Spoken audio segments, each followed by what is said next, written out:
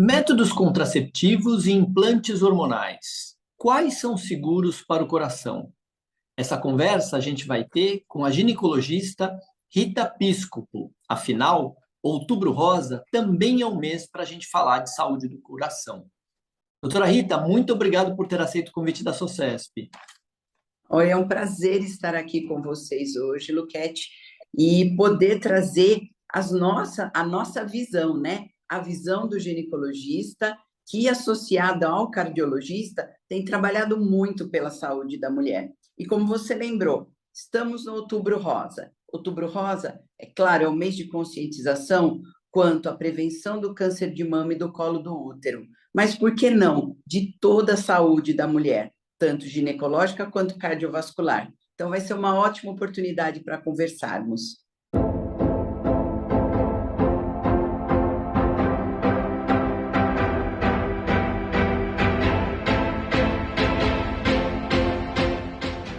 Quais hoje os métodos anticoncepcionais que existem no mercado e quais são indicados e para quem que é indicado? Bem, olha, essa é uma pergunta extensa, né? Porque hoje nós temos uma gama muito grande de métodos anticoncepcionais. Então, vamos dividir rapidamente entre métodos medicamentosos e métodos não medicamentosos. E vamos focar mais aí nos métodos medicamentosos, tá? Nos métodos hormonais, que é o que vai estar aí mais envolvido com os riscos cardiovasculares. Então, falando em medicamentos, falando em remédios mesmo, métodos que se utilizam de remédios, nós temos as tradicionais pílulas anticoncepcionais. As pílulas, elas foram inventadas nos anos 60. Olha aí quantos anos nós já estamos aí utilizando as pílulas. E desde então, elas vêm sofrendo modificações e melhorias, quer seja na quantidade de medicação, tá? No tipo de hormônio, na quantidade de hormônio necessário para que essa pílula faça efeito, e ao longo dos anos essa quantidade foi diminuindo, ou seja, as pílulas elas não foram ficando mais fracas no sentido de funcionar menos, pelo contrário, elas são super seguras, mas com menos hormônio, com menos medicamento, nós conseguimos os mesmos efeitos de evitar a gravidez indesejada. Então, a pílula é um desses métodos. Outro método medicamentoso, as injeções anticoncepcionais injetáveis, que podem ser tomados uma vez ao mês ou, em alguns casos, até de 3 em 3 meses. São medicamentos de depósito que ficam guardados no nosso corpo. Temos também os adesivos, PETs, adesivos mesmos, que ficam colados à pele e vão liberando a medicação que é absorvida pela pele da mulher. Temos ainda o anel vaginal. O anel vaginal ele é um disquinho de silicone, ele parece uma pulseirinha que ele é introduzido dentro da vagina da mulher e também fica liberando o medicamento que é absorvido pela mucosa vaginal. Então, a pílula, as injeções, os adesivos e os anéis vaginais são os principais métodos medicamentosos. Mas aí hoje nós temos ainda duas coisas muito legais, que são os métodos de longo prazo. Aquela mulher que pensa em postergar a sua gravidez por um tempo um pouco maior, 1 ano, 2, 3, ela pode fazer uso desses métodos de longo prazo, que são os implantes, que são pequenos bastões, como mais ou menos como um palitinho de fósforo, que é colocado abaixo da pele no braço e que vai liberando a medicação durante 3 anos. E também os DIUs. E aí, quanto aos DIUs, nós temos os DIUs de cobre, que eles não têm medicação, e os mais modernos, os mais atuais e hoje os mais usados, os DIUs hormonais, os DIUs de progesterona, que tem como vantagem fazer a mulher não menstruar ou menstruar muito pouco.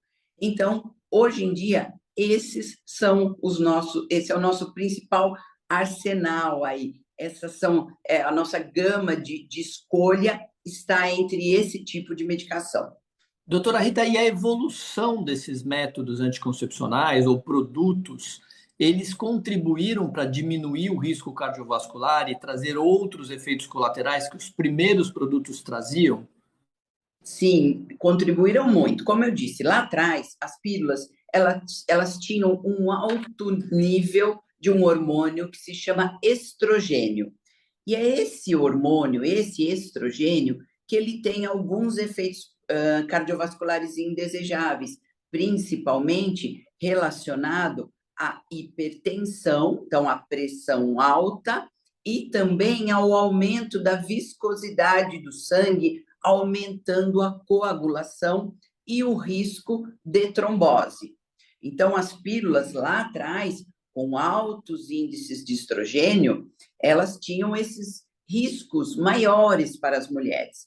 Com o passar do tempo, as pílulas de ultra baixa dose foram fazendo com que essa quantidade de estrogênio e também de progesterona fosse caindo e elas se tornassem mais seguras. E uma outra inovação aí, uma outra evolução, são as pílulas que não contêm mais estrogênio, que só tem um componente, que é a progesterona, que é indicada em muitos casos de pacientes com alterações do sistema cardiovascular, sem levar a riscos maiores.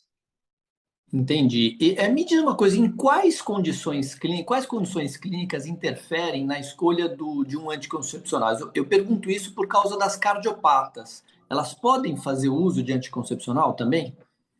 Sim, elas podem e muitas vezes elas precisam fazer uso de um método anticoncepcional, porque em algumas cardiopatias a gravidez ela pode ser um risco de vida para essa mulher. É claro que hoje a cardiologia também já evoluiu muito e esses casos não são tão frequentes, né? O controle clínico dos fatores cardiológicos hoje levou a uma segurança maior, mas é uma arma muito importante até para a proteção de vida daquelas mulheres que têm um risco grave. Mas algumas mulheres têm que ser, as mulheres elas têm que ser muito bem selecionadas. Cada mulher tem o seu método anticoncepcional. Não existe uma receita de bolo, não é um para todo mundo. Então, nós precisamos fazer uma avaliação clínica muito rigorosa, ou seja, uma consulta clínica muito bem feita, avaliando a história clínica dessa paciente. É necessário uma avaliação que vai constar o índice de massa corpórea, ou seja, mulheres que são obesas e mulheres que não são obesas têm formas diferentes de serem tratadas quanto à anticoncepção. É muito importante a avaliação pressórica. É preciso verificar a pressão arterial, saber se essa mulher é hipertensa ou não. É preciso saber se a mulher tem diabetes, se ela tem níveis de glicemia alto no seu sangue, se é uma mulher que apresenta alterações de dislipidemia, ou seja, alterações do colesterol, alteração dos triglicérides, se ela tem alguma doença no fígado, porque muitos desses anticoncepcionais que eu citei são metabolizados no fígado, eles passam pelo nosso fígado e eles precisam da função hepática adequada. É preciso também excluir a vigência de algum câncer. Então, se a mulher, naquele momento, ela tem risco de estar desenvolvendo algum tipo de câncer ou tumor, ela não vai poder usar determinadas pílulas. Os casos familiares de trombose. Então, a mulher que vem me contando, olha, doutora, na minha família, eu tive aí a minha mãe, a minha prima, a minha tia, que já tiveram trombose, que já tiveram problemas vasculares. Opa, vamos ficar atento quanto a isso. É necessário uma pesquisa dos casos de infarto, de AVC, que é o derrame, o conhecido derrame cerebral. E nós precisamos também ter um outro fator muito importante: mulheres com enxaqueca. Mulheres com mais de 35 anos, com enxaqueca importante, e aquela enxaqueca que tem aquela aura, que é aquele aviso que ela vai acontecer, tem uma contraindicação também para o uso de alguns anticoncepcionais. Então, olha quantas coisas nós precisamos avaliar para a prescrição de uma medicação corretamente com segurança. Então, não é só chegar no balcão da farmácia e pedir, olha, eu quero um anticoncepcional, porque olha quanta coisa, quantos fatores, e esses fatores de risco cardiovasculares são muito importantes e muito sérios. Eu estava pensando exatamente nisso, né? Cada caso é um caso, não adianta porque serve para a vizinha, serve para a amiga, também vai servir para aquela pessoa. Então, é preciso ser feita essa avaliação muito criteriosa e as pessoas, as pacientes, tomarem consciência disso e procurar uma ajuda especializada. Vamos passar para uma segunda etapa da vida da mulher, né? Não na parte onde a mulher está em fase reprodutiva, mas na menopausa. Nessa fase, há necessidade sempre de reposição hormonal? Me fale um pouco sobre os implantes hormonais existentes hoje. Então, essa questão da menopausa hoje é muito, muito difundida também. Bom, por quê? Por que a gente fala hoje tanto em menopausa? Primeiro, porque nós estamos vivendo mais, né? Há 50, há 100 anos atrás, uma mulher de 50 anos era uma idosa, era uma mulher mais caminhando para o final da sua vida. Hoje, as mulheres que entram na menopausa por volta dos seus 50 anos são mulheres plenamente ativas, né? Ativas aí na sua vida profissional, na sua vida social, na sua vida familiar, na sua vida sexual. Então, essa mulher, ela precisa continuar apresentando qualidade de vida. Então, aí está o nosso primeiro ponto. Por que tratar mais da menopausa hoje em dia? Porque vivemos mais tempo. Muitas de nós viveremos mais tempo em menopausa do que fora dela. Se uma mulher entrar na menopausa aos 45, 48 anos e for viver até 90 anos, quase que ela vive mais em menopausa do que fora dela. Então, esse tratamento, né, dessa fase da vida da mulher se torna muito importante. Quais os principais sintomas, né? O que é que a mulher vai sentir? Por que ela vem buscando essa ajuda? Bom, o que mais, a principal queixa, o que mais traz a mulher ao nosso consultório é a onda de calor, com certeza. É o que a gente chama de fogacho. É um flush de calor que vem da cintura para cima, esquenta o rosto. Muitas vezes a mulher tem uma sudorese, ela começa a suar, ela precisa se abanar e de repente vem até um frio depois. Isso é muito desconfortável. Algumas mulheres têm essa onda de calor tão forte que ela vem acompanhada às vezes de taquicardia, batedeira no coração, o coração fica disparado, às vezes tremor, e ela começa a achar até que está sofrendo do coração. Então, não foi uma, duas vezes que várias pacientes, doutor, eu acho que eu vou ter um infarto. E, na verdade, ela está na menopausa, está tendo onda de calor. Os outros fatores o envelhecimento mais rápido, alterações da pele, o ressecamento das mucosas, principalmente o ressecamento vaginal, perdas urinárias, alteração da massa óssea. São os nossos hormônios que fazem com que os nossos ossos fiquem fortes. Então, com a menopausa, nós acabamos perdendo um pouco desse cálcio, dessa fixação de cálcio ao nosso osso e podemos desenvolver a osteoporose. Então, ondas de calor, ressecamento vaginal, redução da libido, a osteoporose, são várias coisas que podem acontecer nessa fase e que levam as mulheres a buscarem o tratamento. Então, o tratamento é importante? É. Todas as mulheres vão sentir isso? Não, nem todas. Algumas vão passar por essa fase de uma maneira muito suave. E aí vem de novo aquela questão, individualizar o tratamento. Cada uma de nós vai ter o seu tratamento.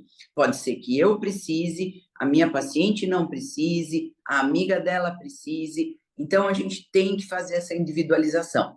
Então, não é obrigatório que todas as mulheres tomem hormônios na menopausa, mas é obrigatório que todas as mulheres realizem os seus exames, né, rotineiros e aí com mais frequência ainda na menopausa, sobretudo a mamografia, vamos lembrar, Outubro Rosa, temos que fazer a mamografia, sobretudo nas mulheres da menopausa, fazer o seu acompanhamento cardiológico, porque é na menopausa onde o nosso risco cardiovascular cresce.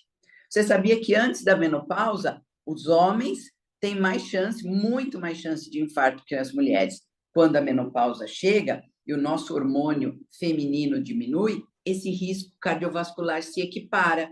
Então, a Essa era a menopausa próxima é... pergunta. Realmente eu Ah, a ia gente nessa vai... linha. Nós O vamos... que, o que que acontece com o coração das mulheres nesse período que aumenta o risco cardiovascular, aumenta o risco de infartos e aumenta o risco de AVCs também? O que que acontece com o coração delas?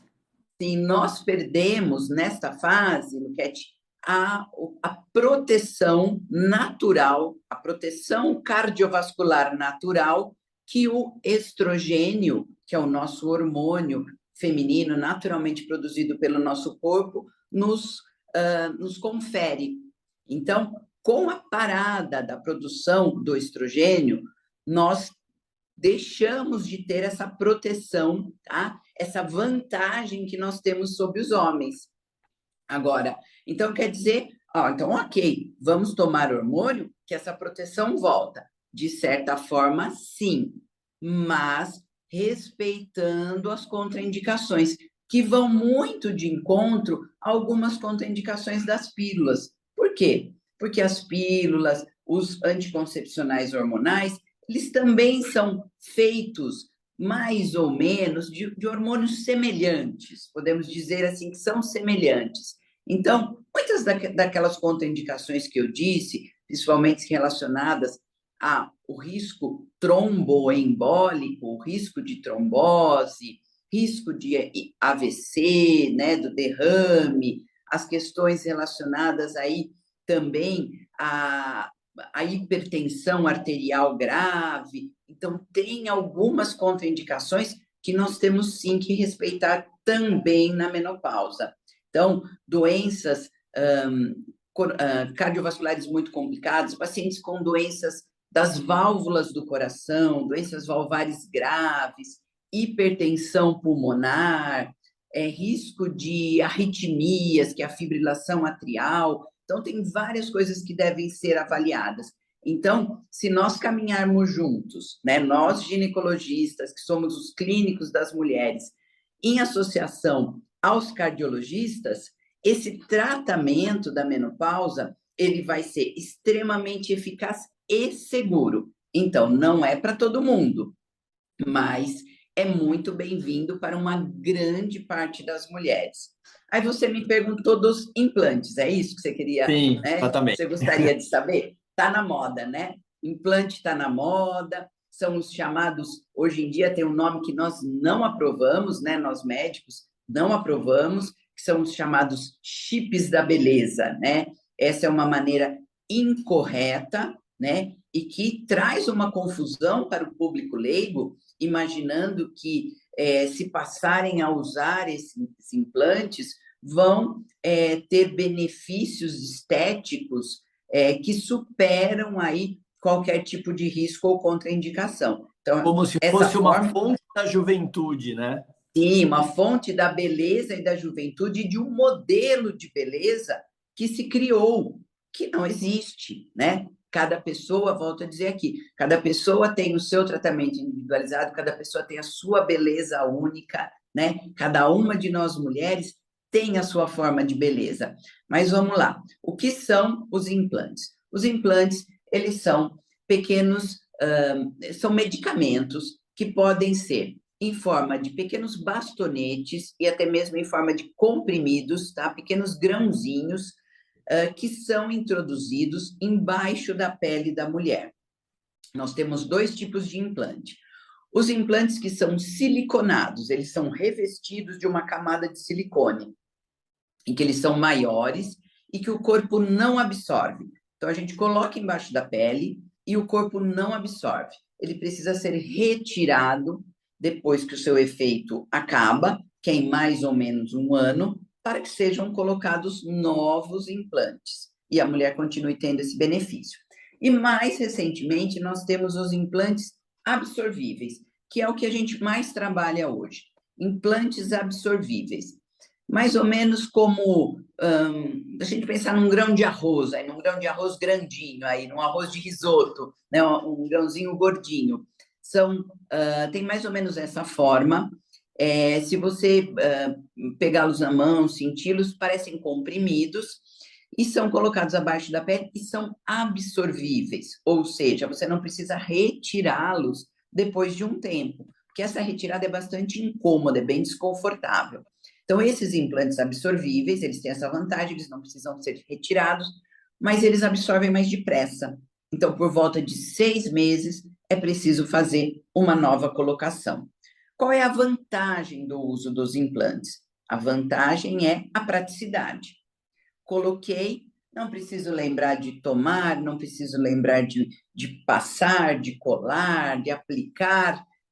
Eu estou tratada, tá? Então, essa é uma grande vantagem. As contraindicações são todas essas que eu já pude citar para vocês aqui. No entanto, no Brasil, nós não temos nenhum implante que seja fabricado pela indústria farmacêutica e seja aí totalmente liberado pelos órgãos de controle de medicamentos. Então, é assim, não tem implante que a indústria farmacêutica produz. Não me pergunte por que, talvez a indústria não tenha ainda um grande interesse quanto a isso. Fora do país, até existem, já existiram um número maior, mas hoje não. Então, os implantes hoje no Brasil, eles são liberados pela Anvisa, tá? Claro que a Anvisa os libera, mas eles são manipulados em farmácias de manipulação de estéreis, de medicamentos estéreis. Então, não adianta, você não vai na farmácia que você costuma manipular lá a sua fitoterapia, né, a sua homeopatia. Não, é uma farmácia de manipulação especial que manipula medicamentos estéreis, mas ele não é ainda uma medicação que a indústria produza com toda a qualidade e segurança da indústria farmacêutica. E ainda, nem no Brasil e nem fora do Brasil, nós temos estudos totalmente robustos e confirmatórios desta absorção, deste nível de absorção de pessoa para pessoa. Então, faltam estudos, vêm sendo pesquisados, mas isso se difundiu de uma maneira grande. Hoje, aqui no Brasil, o uso está muito difundido, mas a gente tem que alertar e orientar os pacientes quanto a isso. Deve haver muita cautela em relação a isso, então. Sim, ainda exige muita cautela. Eu digo que, como eu disse, algumas pacientes podem ter o seu benefício, têm a sua indicação, mas neste caso, se para os medicamentos que nós temos estudos científicos aí já bem sedimentados, de longos anos, mesmo se para isso nós temos todos esses cuidados na prescrição, que dirá com um tipo de medicação que ainda nós não temos essa segurança absoluta. Então, esse cuidado, ele passa a ser muito maior. E está acontecendo uma coisa muito ruim também, Cat. Com essa onda aí de se busca de beleza, de longevidade, então surgiu um sem número de pessoas trabalhando com esse tipo de medicação, esse tipo de droga. Agora, muitas vezes até não médicos, pessoas que trabalham com estética, pessoas fora realmente, pessoas que não estudaram medicina, fazendo e utilizando esse tipo de medicamento. Então, aí vai um alerta para todo mundo. Isso é muito sério, tá? Nunca você deve se deixar levar por essas informações, muitas informações hoje que a gente tem nos canais de comunicação e não nos canais sérios como esse aqui que a gente está falando agora. Então, o que se vende hoje é que tudo é, né, maravilhoso. Então, se vende os benefícios e deixa de se prestar atenção nos riscos e nos prejuízos que isso pode trazer. Bom, doutora Rita, ficou muito claro aqui na sua entrevista que cada caso é um caso, não existe receita de bolo e as pessoas têm que fugir das fórmulas mágicas, porque as fórmulas mágicas podem trazer mais problemas do que soluções. Fica aqui um último recado: quem tiver alguma dúvida em relação a esse assunto, procure uma ginecologista, procure uma cardiologista, procure auxílio de um profissional qualificado. Doutora Rita, muito obrigado pelos seus esclarecimentos, pelas suas palavras, pelo seu tempo e por abordar de forma tão didática um assunto que é bastante complexo. Obrigada, eu que agradeço, adorei estar aqui com vocês hoje, foi realmente um prazer imenso, né? E que isso sirva aí para que todo mundo que está nos assistindo possa difundir essas informações, né? Isso também é muito importante. Estamos levando informação de qualidade para o público que nos assiste, para que essas informações também possam caminhar e serem difundidas aos outros. Então, um grande abraço a todos e até a próxima oportunidade. Muito obrigado, o privilégio foi nosso.